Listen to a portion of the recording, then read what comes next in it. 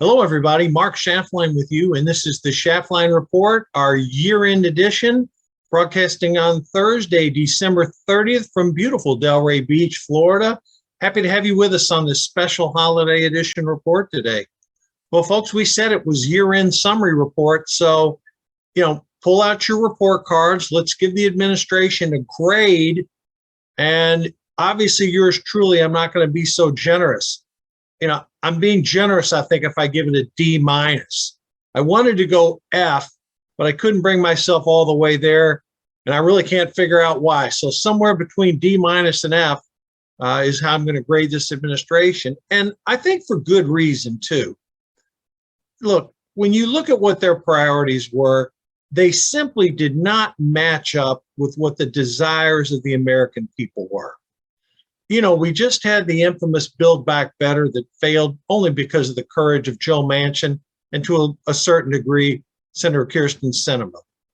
You had every Democratic wish list in the world. And if you just sort of look back, let's talk about what the administration, where we were 1 year ago versus where we are now. Remember that old Ronald Reagan saying, are you better off now than you were 4 years ago? Well, in our case, we don't have 4 years. One's been bad enough under Biden. So let's look at some things, and I'll tell you why I ended up with that D- grade. But let's start with the economy.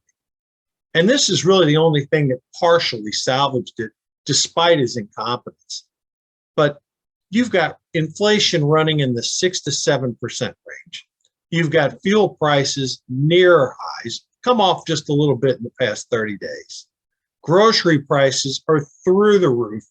Prices for rent, real estate, everything in the world has gone up. Why has it gone up? We've talked about it endlessly on the show because of the Federal Reserve pumping in money on a monthly basis.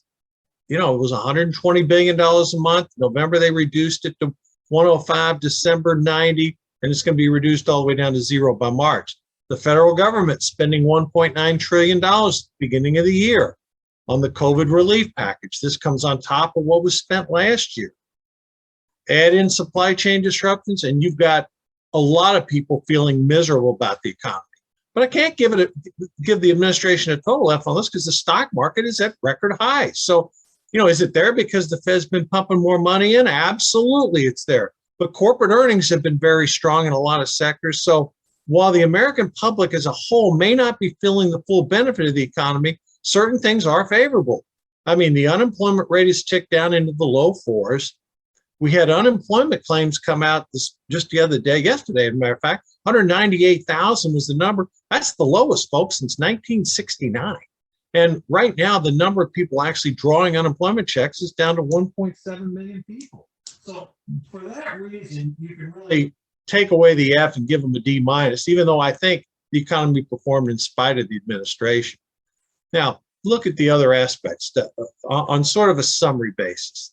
The Afghanistan debacle is what signaled the decline precipitously in the president's ratings. He was sitting there above 50%, actually 52, 53. And then after Afghanistan, the debacle on that withdrawal, the Americans that got killed, the poor planning, the execution, the sheer incompetency, well, that was his responsibility. Then it cascaded. We had the issues of violence in the cities, escalated beyond anyone's recognition. Smash and grab robberies in all these deep blue cities. You had bail, people with no bail getting out and committing more crimes. People didn't feel safe.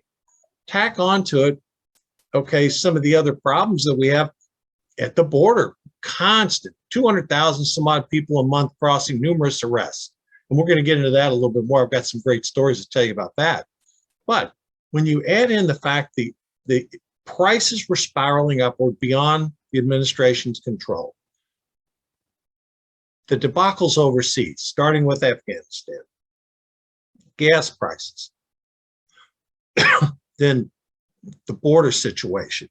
All of these things are cascading, and these are really in people's lives.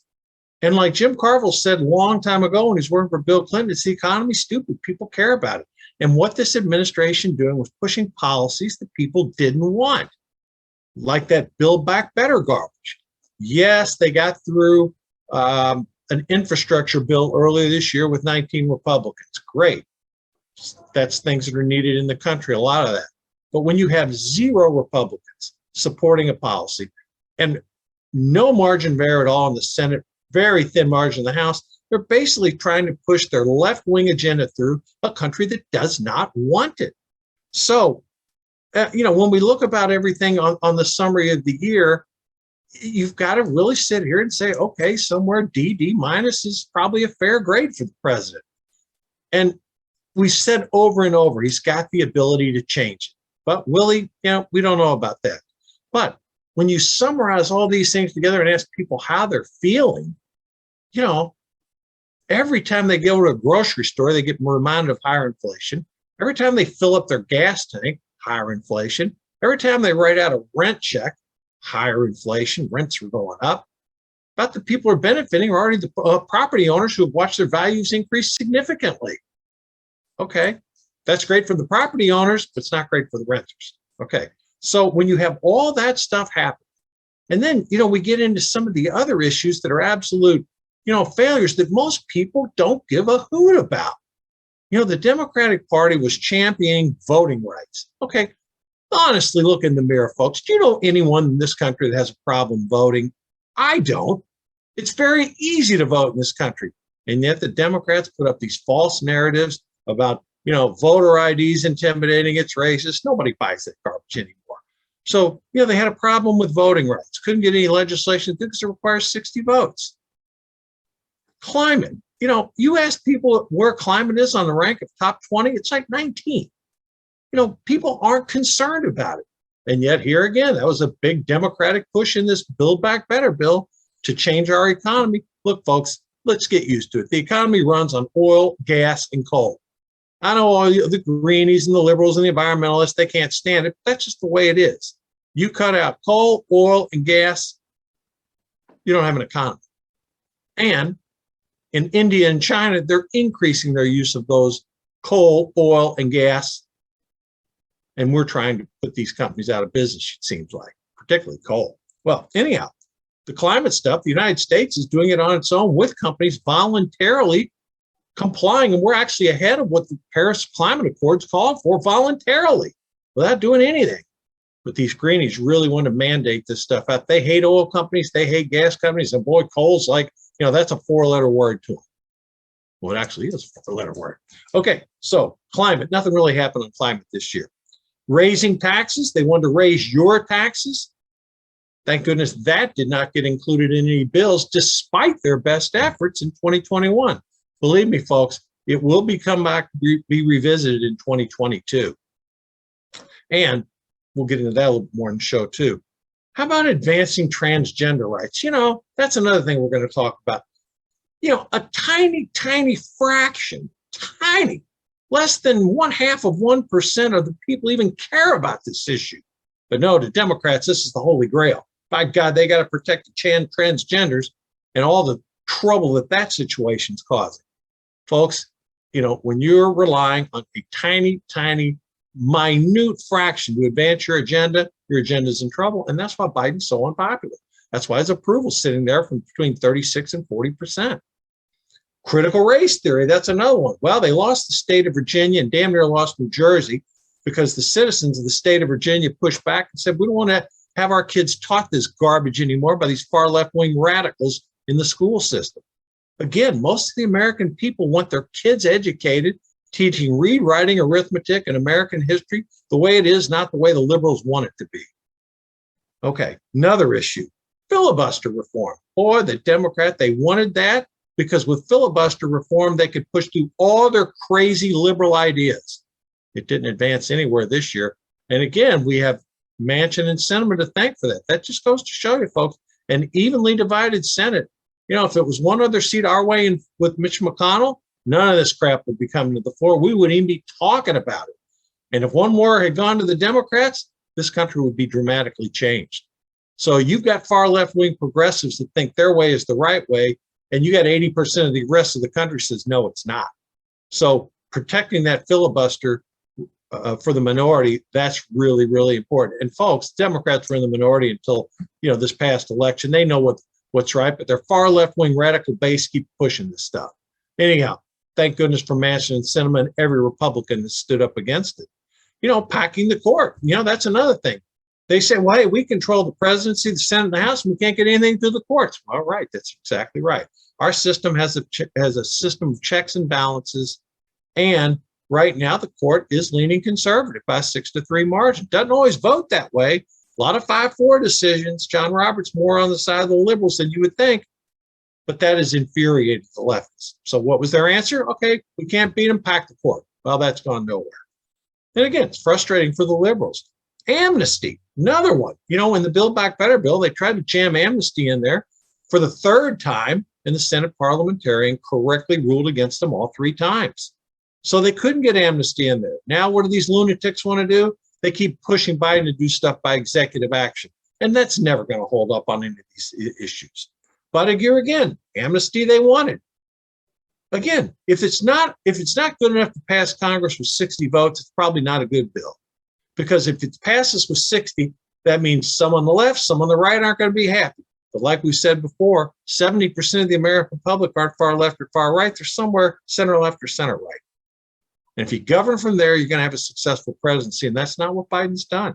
Also, they wanted to expand that child tax credit. They passed a $1.9 trillion bill along party lines earlier in the year, and they gave basically a $300 tax credit to every person, every kid in America, to the parents. Well, that did not get extended. The last one was in December.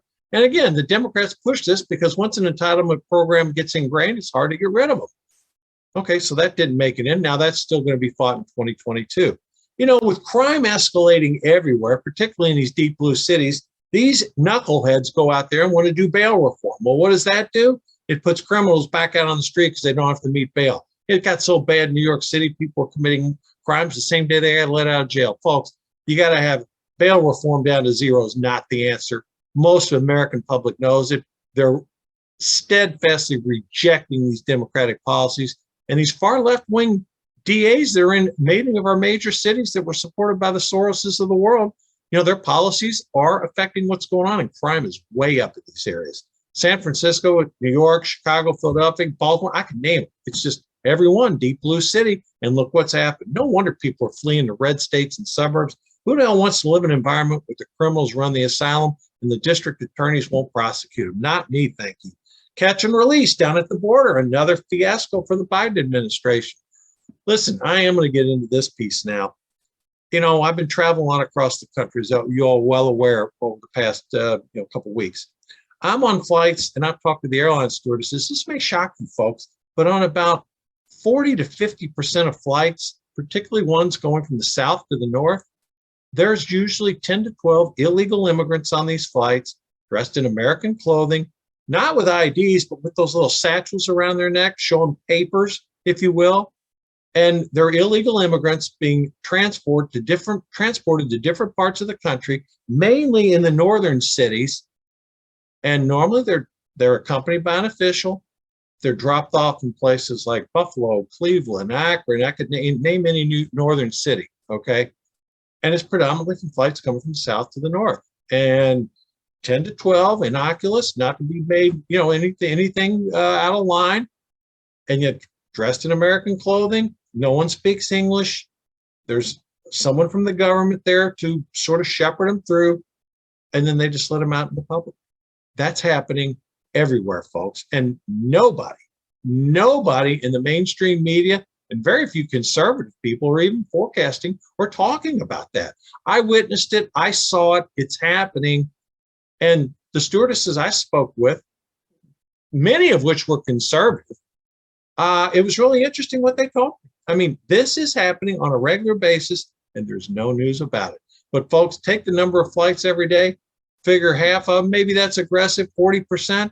And if you've got 10 to 12 people on those flights, you're dispersing a lot of people throughout the country. And that's happening on a daily basis. And again, they don't speak English. They came across the southern border, and they're being filtered in throughout different parts of the country. You and I both know 90% will never show up for their hearings. That's been the case. And why is the Biden administration doing this? They thought they would increase their support among Hispanics. Well, that didn't happen. Hispanic Americans, just like African Americans, whites, Asians, you name it, people want our borders enforced, and they want people to come to this country legally, not illegally. So again, it's a rock bed policy of the Democratic Party, and that's what's really happening. I saw it on multiple flights. So thought I would share that with you. You know, it's anecdotal because it's just me, but seeing it on multiple flights and confirming it with various flight attendants, my sense is this is going on way, way, way more, than people had expected it to be.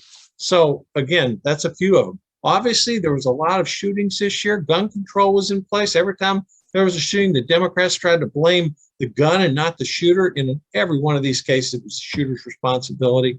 Look, folks, the Second Amendment rights are a big deal in this country. The Democrats would get rid of your guns if they could. They haven't yet because even the Democrats know they can't. They have a difficult time with that one. But that's at the forefront too. And so when you look at all these policies, it's just tough to make a case of anything but a failed presidency. Now, let's pay some respect for a minute here. We've been into the show for a while. Two distinguished Americans passed away over the last couple of days. Senator Harry Reid died at the age of 82. He was a Nevada senator, former Senate Majority Leader, and I know the vast majority of viewers on this show were repulsed by his policies, disagreed with him on virtually everything. Well, we have to respect the fact that he was a Senate Majority Leader. He did encourage Barack Obama to run for presidency. He did shepherd through the Obamacare, which is now law, among many other liberal policies. He was a real tough guy, came from Nevada. He was a worthy opponent. And there were many times I would want to throw a rock through the TV when I saw Harry Reid's face and the things he was doing. But at the end of the day, you had to respect him, because one thing about him that's a little different from some of these people now in the Senate, he really believed what he was pushing. A lot of these people now don't. They just go along with it because Schumer tells them to. Reid believed this stuff. Okay, so while we disagreed with him, we do want to respect him now that he's passed. Coach John Madden, 85 years old. They just had a special on Christmas Day, the life of John Madden from his days as a football coach to a beer pitchman to announcing in the booth to a video game. And then 3 days later, John Madden's passed away. Beloved sports figure, again, well-respected, a life well-lived, John Madden.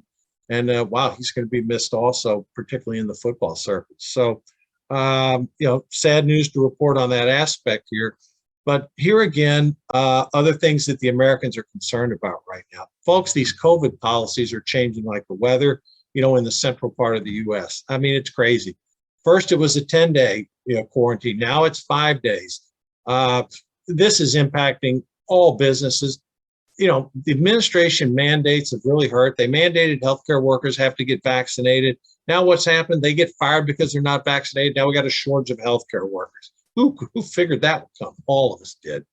The sports leagues, the NFL, NBA, they're having all kind of issues because of their protocols. They built the rules for the original COVID and the Delta variant, and all of a sudden Omicron comes along and a lot more cases, not as many people sick.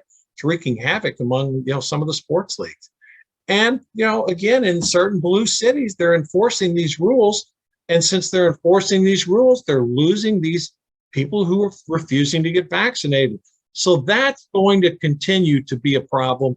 And, the administration's going to just try to have to figure out a way, to get out of it. Other things, folks, we mentioned the transgender thing earlier. Swimmers at Brown University and some of these others, they're ticked off. They're tired of having dudes come out there and swim on the women's team, shatter all kind of records, and keep legitimate women's swimmers off the swim team. You know what? Somebody's got to get some common sense into this stuff. If you're a guy and you're going to become a woman and you're participating in women's sports, some type of common sense has to come to this. This is ridiculous. It's warping everything. Olympians are ticked off about it. And you know what? Here again, these are the constituencies in the Biden administration. So again, you look what's important to the American public, and all these issues that they're championing, most Americans are not. So try to shift to the middle and things might get a little bit better for you. All right. Other things related to the virus, Twitter suspended. This is amazing. The doctor who was part of the original developers of the mRNA vaccine that's used by Moderna and Pfizer.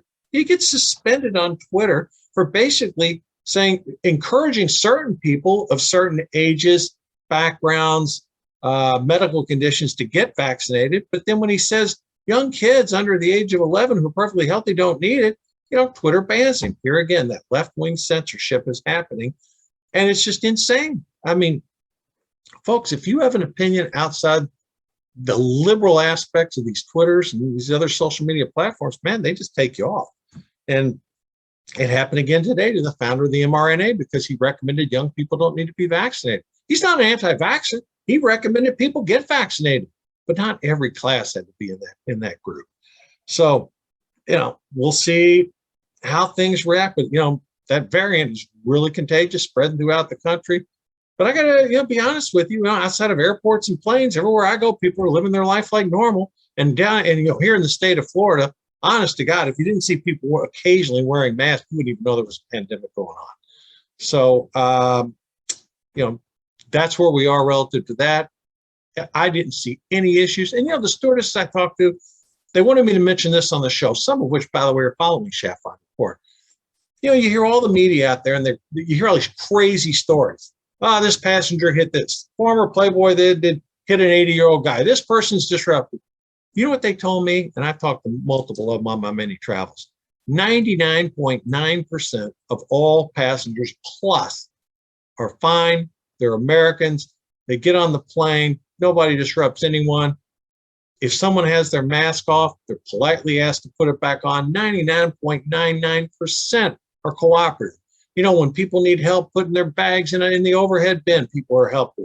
When people are following instructions on deboarding a plane, I didn't see any issues of anything, and I was traveling all across the country on multiple flights. I know it's anecdotal, but I'm reporting to you back what I experienced. So normalcy seemed to be returning everywhere. People wore them, they took them off when they ate or drank, and they put them back on. No disruption.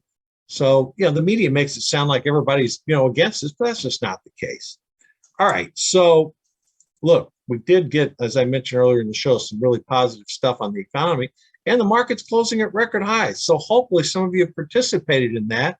We've had some good guests on this year, Dutch Masters and a handful of other economists that have been, somewhat bold about where things are going.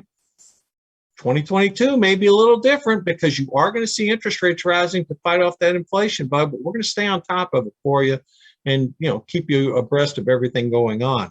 Look, we got to give our MVP award this year, and there's no one that earned that award more than Senator Joe Manchin. Without Manchin, we would have some horrific legislation, possibly would have passed, likely would have passed, and Biden would have already signed it into law. So every step of the way that Manchin fought that bill, we have to applaud him. We applaud Senator Kirsten Sinema, too, for opposing tax increases. And, those two really did the country a great service where the country benefited versus their party. And you know what? That's a healthy piece of democracy. It inflames the liberals and the nut jobs and the squad and all that because we want to govern to the far left. But again, as we've told you, folks, most Americans are not in that camp. But, we thank them, and that's why we're giving Joe Manchin the most valuable player in the U.S. for 2021. Now we get ready to turn the page. College football playoffs are tomorrow. Alabama, Cincinnati, Georgia, Michigan should be exciting. Thank goodness those games are going to be able to be played. Protocols have been adhered to, and it should be an exciting weekend for those of you who are football aficionados out there. So with that said, we want to thank everybody who watched the Schaftlein Report and listened to it on our podcast this year. You got us on Apple, Amazon, Spotify, iHeartRadio. We're looking very good on those. You can still find us Facebook, Rumble, SchaftlineReport.com, Flag and Cross, many outlets, across the internet. And we really thank you for sticking with us this year. We've tried to present the case as you know it, as we see the real news, not the media slant, the way they want you to believe it left or right, but we tell it to you as is. And we really thank you for sticking with us this year. So we're optimistic heading into 2022. We think we're going to have a very good economy. Hopefully Biden will shift to the middle. We don't think that's going to happen, but we always remain optimistic because if you're sitting here at 36 to 40% approval, you better change something. We continue to believe the Republicans will take back the Senate. We think they will take back the House in a large majority. And hopefully, if we can make it through to November of 2022, some sanity will return to our country. Hopefully by then, the COVID virus is behind us, the economy is growing, and people are in a mode to elect Republicans. So thanks again. Happy New Year to all, wherever you're celebrating it across the country. And we wish you a happy 2022, and we will see you next week. Have a good evening and a happy New Year.